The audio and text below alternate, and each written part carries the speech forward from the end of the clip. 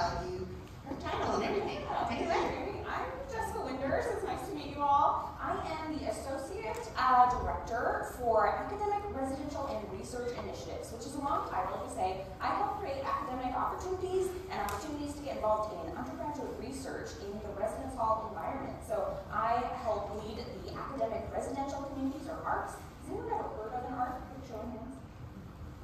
I'd love to see that. Awesome. Well, you're going to hear about it, so everyone will raise their hand at the end of the presentation for that question. And really, we have quite a bit to talk to you about things, about arts, about being on campus, and kind of what a first-year experience is.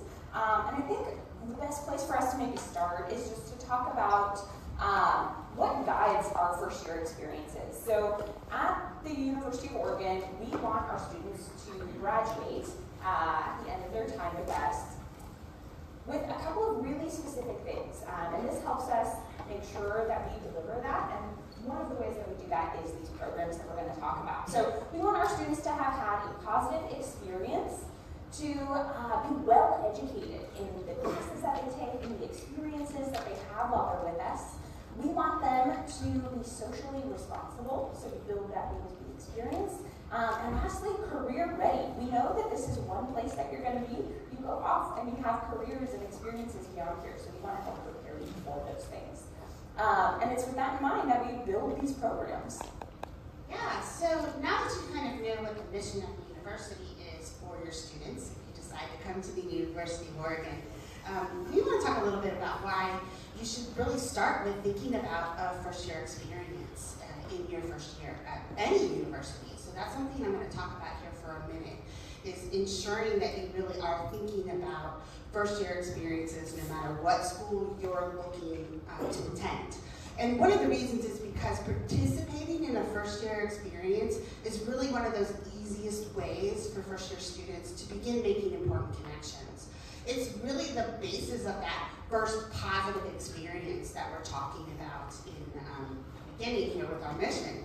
But we also want to ensure that students are making these connections because we intentionally design our programs to engage students and help them quickly establish their belonging on campus, which is also another really important factor of being at your institution. Participants in first-year experiences build community by connecting to faculty, peers, mentors, advisors, undergraduate research, campus resources, and of course their academic courses. And all of these connections really do provide the basis for successful 4 years at your institution. Assessment also consistently shows that students who participate in a first-year experience program are more likely to earn higher GPAs in their first year of college, are retained from the first year to the second year at higher rates, and they most definitely are on track to graduate on time at least 5 points higher than students who do not take a first-year experience. And that is not just specific to the U of O, that is first-year experience data. I'm telling you our data, but it's consistent with other schools. So I'm really a big fan of first-year experience. So what makes them so impactful? What makes them unique or special, I guess, is what we want to talk a little bit about. And that's this right here. The 4 pillars of our curriculum is really based on college knowledge, ensuring that your students understand and know how to access the variety of resources on campus, connecting to the different faculty members and the advisors and peers, all of those things that I just mentioned. That college knowledge piece is what helps students really feel like they understand their institution. The other thing is belonging. Belonging is a really important factor, particularly in the first year. If you don't feel like you belong on your campus, you might not want to stay. And that's something that's really important to us in the work that we do, is we want to ensure that students in first-year experiences get that connection to at least one person, one place, one program, so that they find their place and can begin building on that for the next 3 years. Well-being is another really important piece of our programming. We want to ensure that your students thrive on campus. So if you're feeling like you're belonging, we also want you to thrive. So we focus a lot of our attention in the first year around what helps you feel really on solid ground. And then finally, we do big career exploration, because we know that students are coming to get a college degree so that they can move on and get a really good job after college. So that's a really important piece of our programming. Yeah, and we incorporate all of those things into the first year experience so that our students get access to those things immediately, because you build on them as you have your career at UO. And then, just to make it easy, you have a roadmap when you're part of one of these programs to navigating the university. And can I tell you, that is such a relief when you're coming into a new experience, a new environment, to just have someone else have already made those connections for you. Makes a huge difference and takes a little bit of the pressure off. So I'm going to talk a little bit about what we offer, and you've heard us mention some of these things already. So I'm going to talk about Academic Residential Communities, or ARCs. We have in University Housing 2 different types of programs. I'm going to mostly talk about ARCs. We also have residential communities, or RCs. Those are programs that don't have that academic component, so that's the big difference. And then Amy's going to talk more about the FIGs, which are an amazing program, as well as our first year experience Canvas community that everyone who attends the UO is going to be a part of. So that's something that's really relevant for everyone who chooses to come here. But I'll start talking about our ARCs. ARCs are basically a year-long experience that students have, and it's a really immersive experience, which is awesome. If you are looking for something where you are living with and taking classes with the people who are sharing your academic interests or maybe elements of your identity, these are really great programs for that specifically. So students will take classes, and we have specific faculty on campus who are interested in working with first-year students. Those are the faculty we work with for FIGs and ARCs. So you'll have a dedicated faculty member who is mentoring you through the first year, teaching an ARC seminar, which is a smaller course where you get really personal knowledge and relationships with your peers, with that faculty member. It's also where we build in some of that college knowledge that Amy was talking about. So helping you find academic advising, career resources, support for mental health crises that happen while you're here. All of that is built into that seminar experience. And then you might also take additional courses throughout the year. All together, those credits carry you forward towards graduation, and I can talk more about that. But you'll also do things out of the class, right? You're in class with people, you're also living next door. So you might go home from class one day and realize you have a study session with everyone in your hall because you're living right next to them. It's a really amazing experience. We have over 20 different communities to choose from. Some of those are ARCs and some of those are RCs, so I highly recommend folks check that out on the University Housing website. Quick show of hands, how many of you have already done your housing registration? Awesome, love that quick hand as well, it's good. If you have not yet done your housing registration, I highly recommend, if you are planning to come to the UO in the fall, do that as soon as you can. Students get a priority date to select their room based on when they complete their housing registration. You can also register before you confirm to the University of Oregon, which is something a lot of folks don't know, so just want to let you all know that little secret. You can confirm after you register, and you can always cancel your housing registration all the way to the end of June, so you can just keep that in mind. Anyway, to sign up for an ARC, you would go to the housing registration page. As you're registering, you'll see those communities pop up, and you can select them. No matter which community you select, you're going to end up with a lot of really great things. The stuff that Amy was talking about, those 4 pillars, you're going to end up with really amazing connections. Year after year, that is the thing we hear the most about from our participants, is that they made really important connections to their peers. They might live together for multiple years. Sometimes we have marriages a ways down the road come out of these communities. People make foundational, really important relationships. We also see mentorship from faculty coming out of that as another connection, sometimes leading to research opportunities or graduate school. It can go anywhere you want it to go. So lots of connections, and just for your awareness, about 1 in 4 students participate in an ARC or RC in their first year. So it's not something that everyone does, but I highly recommend it. And if that kind of immersive experience is maybe too much, we have other options as well. So it's really choose what fits best for you and your interests.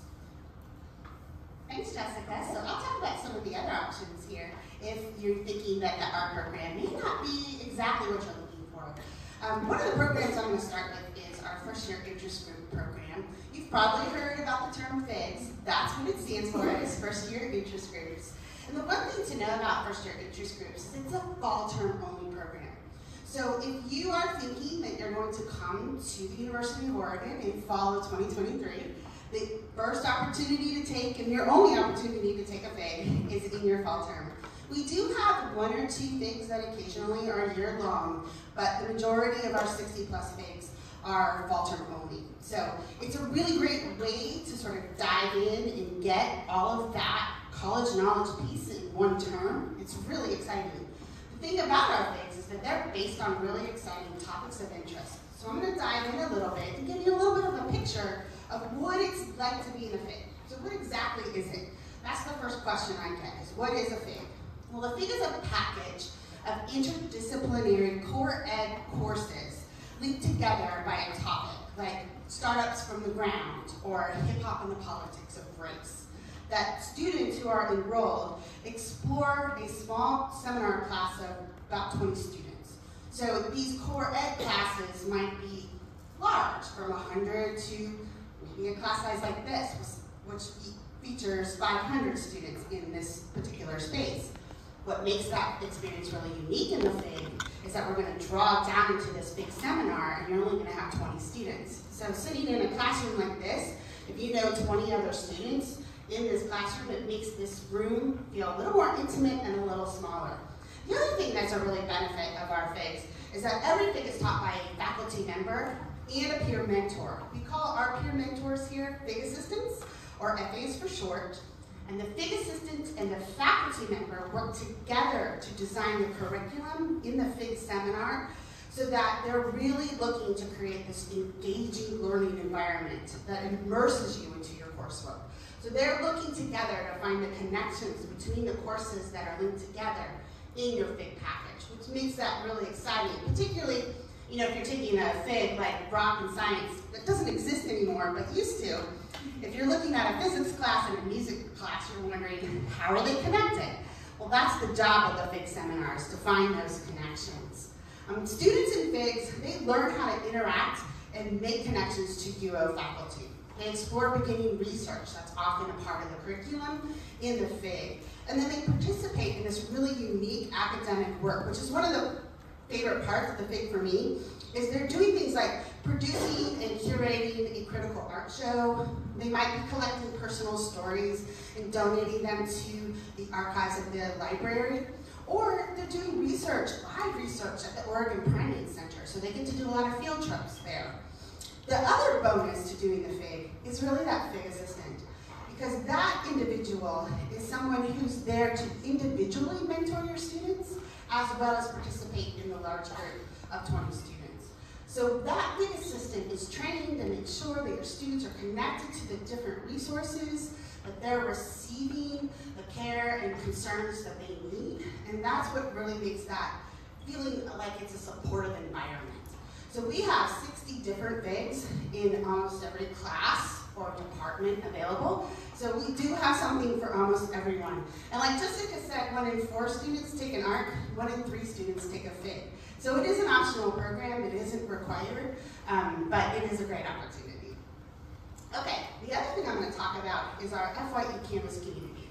And this is something that I'm really excited to tell you about because it's an online hybrid learning environment within our Canvas learning system. And it's something that students are automatically enrolled in. So if you say yes to the U of O, as soon as that happens, you're automatically enrolled in this really great resource community. So it's a way to help students find opportunities to connect with peers and mentors. We offer specialized workshops. This is what makes it a hybrid experience, because most of the resources are online, but we have live peer mentors that will plan and execute different workshops throughout the year for your students to participate in. And they're also there to mentor your students at any time. So they offer one-on-one advising and mentoring, which is a really great opportunity for students to stay connected. But the nice thing about this community site is that every resource that your students need to know is in one location. And all it is a click away. So students can log on to their campus and find something that they're looking for, and it's available, as well as other activities to help them engage academically as well. It's such such a good resource, especially for students who are like really avid about going their own way, or maybe they don't find one of our programs that fits their specific academic interest, or they maybe have a major that they want to dive straight into, right? There's so many different ways that you can go about being a student at the UO, and it's really awesome that everyone has access to those resources. Yeah, and a lot of our faculty have participated in the campus community as well. So we have advice from faculty on how to attend office hours, for example, or how to engage in undergraduate research. They give a lot of advice to students who may not know where to start. And so it's a great starting point for finding those opportunities. It totally is. And really all of our programs are going to be a great starting point. So whether you apply to a FIG or an ARC, or you engage with that online community while you're a student, you are going to have higher academic achievement than the students who don't choose to take advantage of those opportunities. We create them. We want you to succeed while you're here. And so we fit these pieces together, these ones that we're talking about. Academic achievement, we're going to be teaching you study skills. They are going to be available in a lot of different formats because everyone who comes to our campus learns differently. We know that. That's our specialty. So we provide those opportunities in a lot of different ways. We're going to build in faculty members. Amy just mentioned faculty also helped with that online community. You're going to get access to faculty no matter what, but take advantage of that and make it the kind of connection that you want. Let them be your mentor.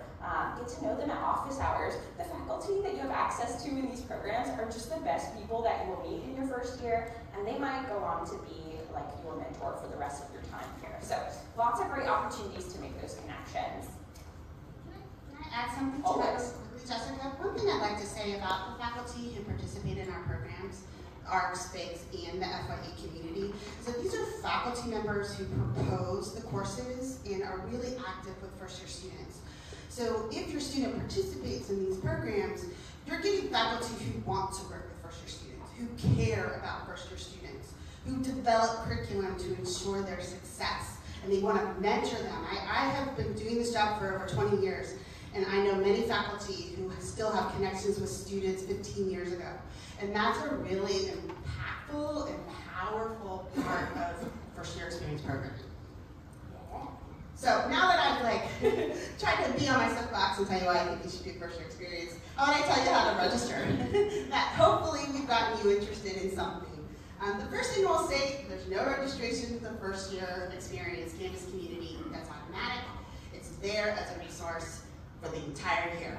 But if you are interested in doing a FIG, there's a couple of ways to enroll in a FIG. One of the early ways to enroll in a FIG is at the end of May. You'll be receiving in the middle of May some email communications from us to let you know that we have early registration for FIG. So that will be your first opportunity to select a FIG. And then from there, introduction is your next place to select a FIG. You'll work with your advisors who will then connect you to the first year experience office, and they'll help you get enrolled in the FIG. So if you select something in May, you can change your mind in July. That's totally fine. We'll help you switch those FIGs. If you have questions though, you can contact FIGs directly. You can reach us at our email, super simple, it's figs@uoregon.edu, and also visit our website at fyp.uoregon.edu. And registration for the ARCs works a little bit different, and I mentioned it just briefly. Our registration is currently happening. So for all of you who have already completed your housing registration, awesome. You can go in and make changes to that all the way through July. I would say if you want to participate in an ARC or RC, go in and make changes as soon as possible, because we will be reviewing applications to ARCs and RCs through May. Once we hit May, your journey as a student living on campus begins. You'll start building your roommate profile, matching with roommates, and then selecting your room in July. And so once we hit that period, we kind of wrap up the recruitment portion of the ARCs and RCs. So check them out tonight. See if there are any that are interesting to you. Maybe Women in Science and Math is of interest. That's an amazing program that's actually growing next year. They take classes together with faculty in the biology department. It's an amazing experience. They also go on a really cool trip. They've gone to the coast for the marine biology program just to check it out. They're actually going to be going to Pine Mountain Observatory as well, which is new, and I'm really excited about it. But anyway, there are lots of programs. Check them out. Highly recommend. To apply to an ARC, you answer 2 questions about that community, and then our team of reviewers will check that out. Those are the faculty members and staff who are going to be supporting the students. So you'll actually start building that relationship just as soon as you apply to that community.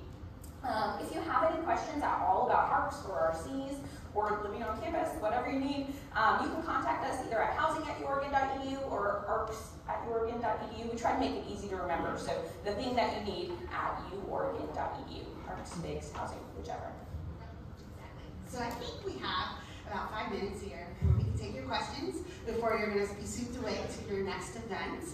But first, I'd like to really thank you for giving us your attention. We're really excited to chat with you. So if you have questions, please raise your hand and we'll get to you. I think we have time for 2, 3 maybe.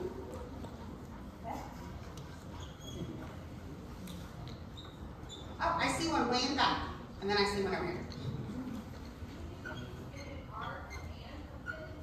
Excellent question. Can you do a FIG and an ARC together? The simple answer is maybe. Yeah. That's the simple answer.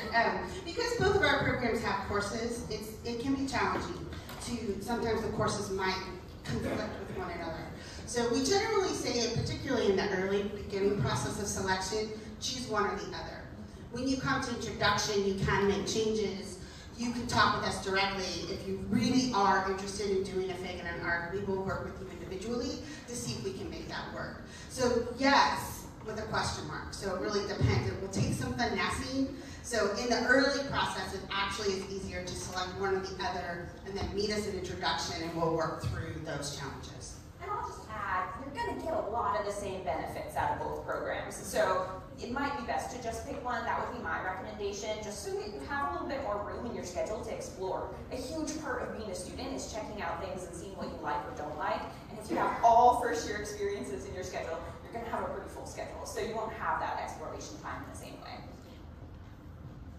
And then there was another question up front. Oh yeah, great question. So what's the difference between an ARC and an RC? And it's that class that I talked about. So in an ARC, you are taking classes together, you are living together, your roommate will be from the same community that you are in. And so it's that kind of whole experience where you're in and out of classroom learning experience all kind of blend together. For an RC, you are not taking classes together. So you are living together with folks who are also interested in that community, whether that's an element of identity that brings that cohort together or some sort of interest like our creative practice community, interest in creative arts. They just live together and their programming outside of the classroom is around that kind of theming. So it works really well, especially if students know what they want to take. They don't want classes in their schedule that are going to contribute. They'll have opportunities outside the classroom by being in that RC. I'm glad you asked that question because I'll follow up with the ARC question. If someone does an RC and not an ARC, yes, you can't take a FIG. Yep, so that because there are classes that conflict, that's a really great opportunity. And FIGs are not attached to any residence hall, so you can live wherever you want. Yeah. That is a good point. Just in case people don't know this yet, ARCs are affiliated with a specific spot. So if you choose to live in an ARC or an RC, you will be living in that community, which means it's in a specific building. And those are all listed on our website. Yeah. So do ARCs limit the classes you can take because you're all going to classes together? Such a good question. You don't take all of the same classes. You just take a couple classes together. So it won't limit what else you take. It'll just tell you you're going to be in 1 credit of your seminar or 2 credits of your seminar and maybe 1 additional course that's up to 4 credits. Yeah, please. Can you join multiple FIGs? Ooh. Good question. We would love to say yes. We have this every year, and in fact, we did have it work out for 1 student once, but no. And here's the reason. A FIG is half, at most, half of a full-time schedule. And so you're going to have other requirements. So you might be taking writing, or language, or math, or something in your major field that we want to ensure that you have space to have some courses selected for you and then some that you're picking on your own. I realize there are so many. I would be in the same boat. I'd be like, I already know. There's like 5 I want to take right now. Some new ones that are coming down the pike, and I'm just glad I'm not a first-year student. I don't know how I would pick. But whatever you choose will be a great opportunity. What's nice about having multiple figs that you're interested in is that sometimes figs will fill pretty quickly because, as I said, there are a maximum of 20 students. So having multiple options gives you more choice. Yeah. Thanks for your question. Do you think we can fit one more? I think one. Yeah, right up here. Oh, great question. Where can you find the list of figs? So we are in the process of finishing up with the registrar, the scheduling of our figs. So our list for the new figs will be up, I believe, at the end of April, at the beginning of May. However, you can go to our website, the fyp.uoregon.edu. That's our first year programs website, which will have all the information. Take a look at last year's fig list if that's still up. It can give you an idea of what was offered and how you can, what's nice about that, there's information and descriptions about those particular figs. Many of them are returning, but we have a lot of new ones coming down the pipe too. But I would say April 30th would be the time frame for looking for that. Awesome. Well, I think we've exhausted our time. Amy and I will hang out up here, but just wanted to say thank you again for spending some time with us and enjoy campus.